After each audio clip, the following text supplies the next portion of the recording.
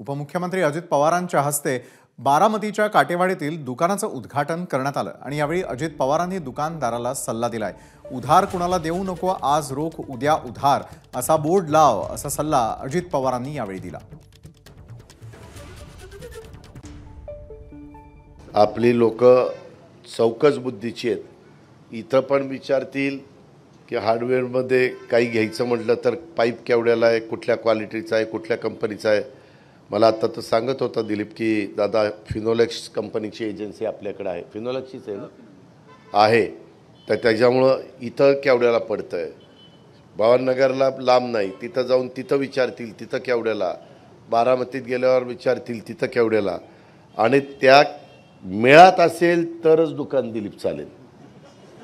त्याच्यात जरा रेट जास्त असेल की नुसते येऊन चहा बी सांग ना दिलीप काय आहे का नाही, एवढं दुकान काढलंय काय राव, चहा बी प्यायचा, इकडच्या तिकडच्या गप्पा लय भारी राव तुझं, असं असं तसं करून जातील निघून। आणि उधार काही देऊ नको कुणाला। माझ्या वस्तीवरचं कुणी आलं दादानी सांगितलं तरी म्हणावं दादानीच सांगितलं उधार द्यायचं नाही। त्याच्यामुळं उधारीचा बट्ट्याबोळ होतो। तिथं सरळ बोर्ड लाव, आज रोख उद्या उधार, आणि रोज तो बोर्ड वाचायला दे। अरे तुला म्हणले ना आज रोख उद्या उधार, उद्या आल्यावर म्हणायचं अरे म्हणलं ना आज रोख उद्या उधार। एबीपी माझा, उघडा डोळे बघा नीट।